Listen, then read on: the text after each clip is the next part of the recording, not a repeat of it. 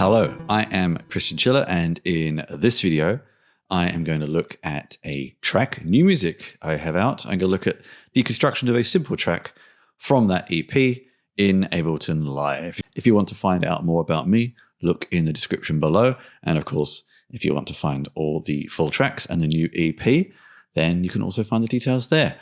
But for now, I'm just going to jump in and show you what we made. All right, so this is in Ableton Live. It's probably not the most complex track, which is kind of why I picked it. It won't take too long to go through it. If there's interest, I can maybe do another one in the future. I'll just play a little snippet of it with some vocals. There's no drums. It's actually very mellow.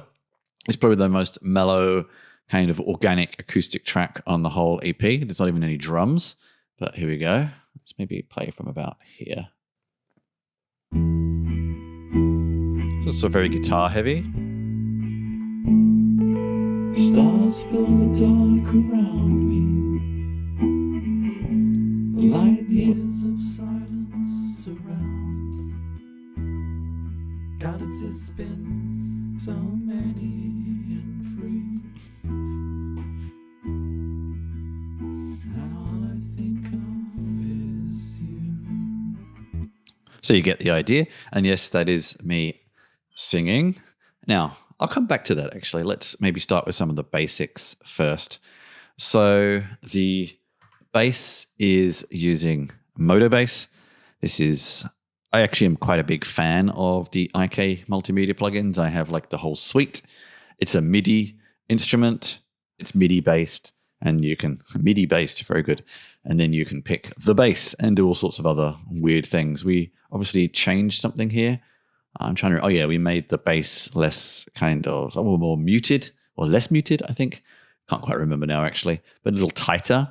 And this was actually one issue we had with the track, that the guitar and the bass kind of floated a little bit too much with each other. There were some reasons for this, which I will come to in a second. And then just a little bit of compression down here in the corner, which hopefully just about seeing because it's right down in the corner, sort of here. Okay, and it's just MIDI, pretty simple, nothing particularly complicated to it. Okay, so let's look at that guitar, which is here. It's basically the same thing over and over again, but it was recorded live, and I'm sort of getting slowly to one of the issues we had with this track.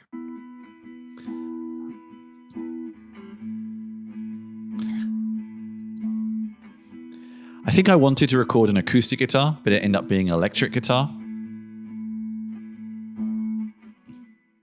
Oh, look. We left some of the failures in. I didn't even notice that one earlier. But you get the idea. Now, I want to show you what we did there with some things. Okay. Now I remember. That's it. But now I've lost the thing I actually wanted to show you. There we go. So there is Amplitude. This is another IK multimedia plugin. Just a very basic clean amp setting. It has all sorts of so many settings that you can go with. Again, you can go to wild things like the positioning of the amps in the room and all this sort of stuff. But this one is actually pretty simple. It's pretty clean. But the other thing I want to show you actually is this wide clean, and this is actually part of a series of little presets here, audio effect presets made by someone local here in Berlin. We actually went to they had a talk at the Ableton meetup here, and it was interesting because a lot of Ableton presentations are usually about sort of more electronic stuff, not so much organic. And he had basically put together a whole bunch of Max for Live instruments. And if you sort of popped this open, you would see all the things it's controlling. So basically you get a series of presets, you get a series of variants and some control knobs, and then they all connect up to a bunch of different things. And what he was sort of intending to do with this was give you ways to separate guitar from other mid instrument, so vocals in this particular case, so it stands out more and they give some clarity to each other without necessarily just increasing the volume, which is sort of the temptation. And we've been a big fan of it and used it on pretty much all of our guitar recordings. So maybe if I just playback. So, and if I turn it off, it's subtle, but coupled with the vocal, it makes it stand out. And this is similar with the delay. Often when I've wanted to have a bit of depth to guitars, I've usually doubled it and then offset one of the samples slightly by a few milliseconds. And another thing he talked about in this very good talk was around doing that with delay instead. So again, actually, I think there's probably already some on the amplitude setting, maybe. But it adds a little bit. And you can hear even without that on, actually. Yeah, a lot of rumble. Yeah. But anyway, we're a big fan of these presets right now and use them on some other places with louder guitars and things. Okay, now, vocals.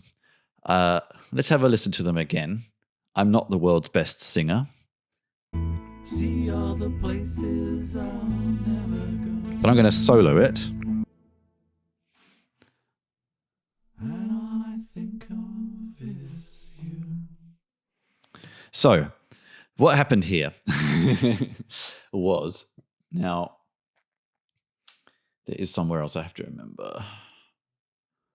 Another part we recorded when we were making this track. We actually did it not here, which is where we do most of the tracks. We did it in my collaborator's lounge, or room, I suppose, in a share house. And I don't know, we'd had a few drinks.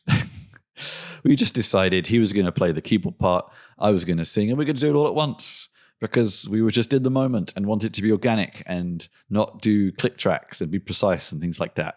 Hey, there we go. And so there was a lot of bleeding on the tracks, and I didn't really have an idea of the tune I wanted to play.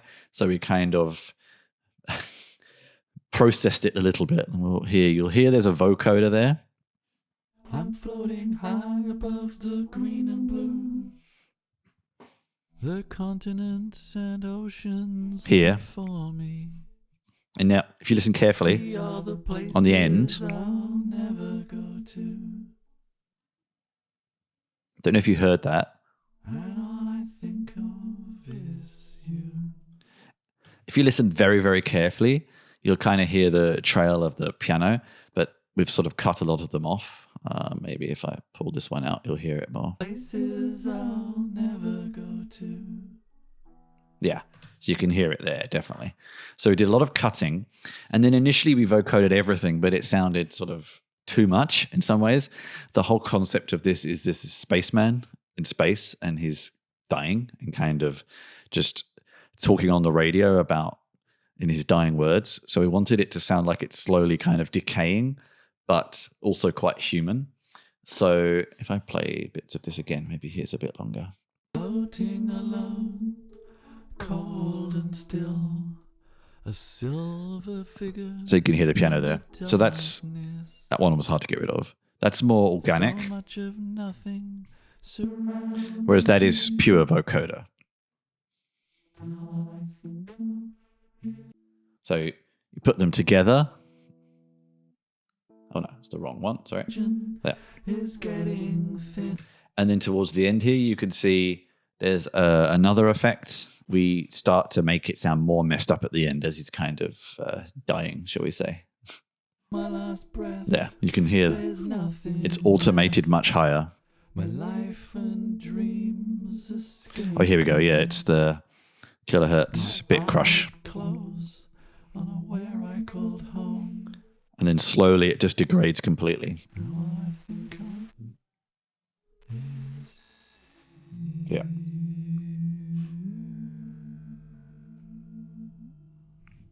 There we go. That aside, there's a couple of other instruments just here. Back to the beginning. There.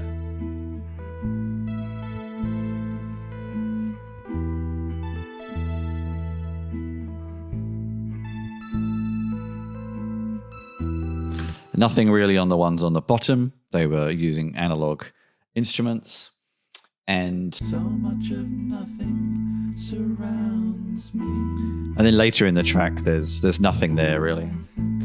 It's just pure guitar, bass, and vocals. As you can see, there were a lot more, and we just decided they weren't really needed. We kept it very stripped down. Sometimes this is probably the hardest thing to learn, is you start with a lot and then you actually start to remove it. And sometimes that is fine. Now, on the final side of things, we have a few other effects on the main. Kind of for mastering, we have a limiter. And this Uline we were looking at for basically the loudness for going to distribution, going to streaming services, etc. And this is one of the various options that you can use to keep an eye on this. So we were using that there. And yeah, same here actually, basically the same sort of plugin, just getting a bit of a, doesn't affect the sound, so just getting a bit of a difference of opinion, and a limiter. And then we are using another IK multimedia track here, which we are using pretty much for all of the tracks on this, which is this mock-up of a mastering console of this person who is probably some famous engineer that I don't really know, but there we go. It does the job for us. Okay, so let's have a quick listen to how things sound with or without that. So with this off, yeah, it's kind of what you'd expect. It's fine, but a bit lacking. And the limiter, yeah.